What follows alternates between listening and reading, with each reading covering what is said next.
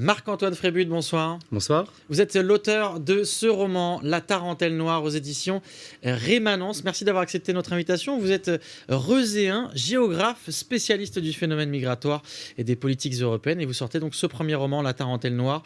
On y suit le parcours d'Issa Dabré, un migrant originaire de Zabré au Burkina Faso qui vient se réfugier en Italie pour aider sa famille. C'est à Naples qu'il va découvrir l'agriculture intensive et les conditions terribles pour les travailleurs agricole. Vous travaillez beaucoup sur ces questions en dehors de ce roman. Votre personnage principal, Issa, justement, il existe vraiment?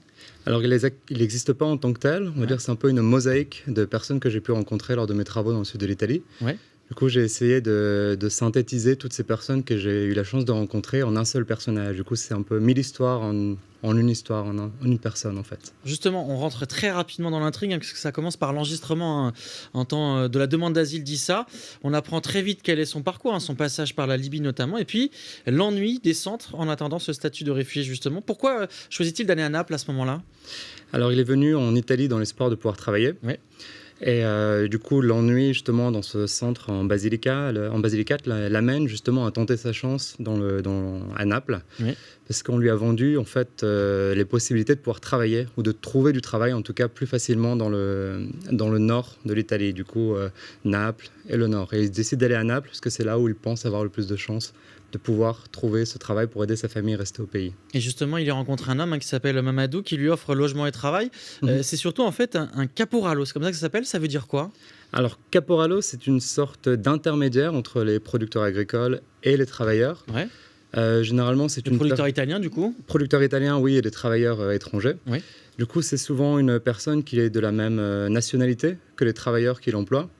Et du coup, il fait cet intermédiaire, c'est-à-dire qu'il trouve pour le producteur italien des travailleurs et il permet à ces travailleurs de trouver du travail.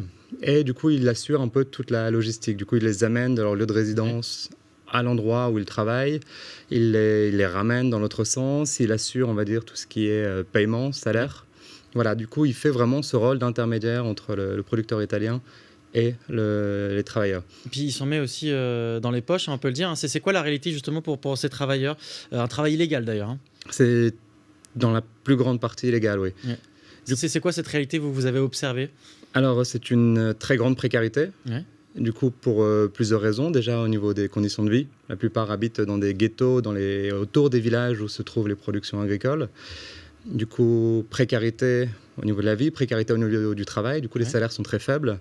Les conditions de travail sont très intenses. C'est-à-dire que c'est du travail de 5 h du matin jusqu'à 18 h parfois le soir. Parfois sous de fortes chaleurs d'ailleurs. Sous de très fortes chaleurs. Du coup, les producteurs, généralement, ne fournissent pas d'eau, ne fournissent pas de matériel non plus aux travailleurs. Du coup, c'est à eux de tout prévoir quand ils vont justement dans ces champs pour la saison. Alors vous avez publié des études, plusieurs études d'ailleurs sur ces thématiques. Pourquoi faire un roman ou un docu-fiction? C'est plus porteur peut-être? Disons que quand on fait des recherches académiques, on sait qu'on va toucher 10, 15, 20, 50 personnes maximum qui vont lire ce genre de recherche académique.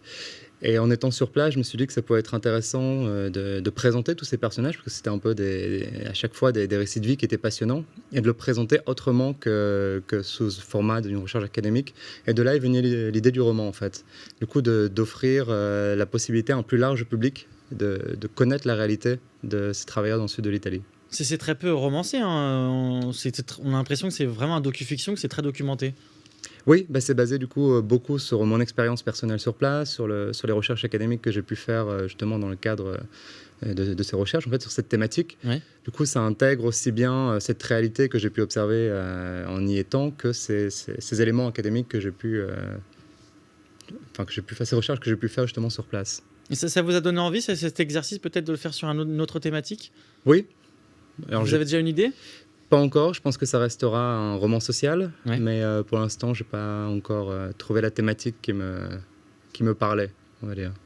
Merci beaucoup en tout cas Marc-Antoine Frébut d'avoir été avec nous. On revoit à l'image ce roman La Tarentelle Noire, votre premier roman aux éditions Rémanence, donc sur cette question migratoire dont on a beaucoup parlé et dont on parle encore malheureusement beaucoup. Merci à vous d'avoir été avec nous. Merci à vous. Sur Télé Nantes.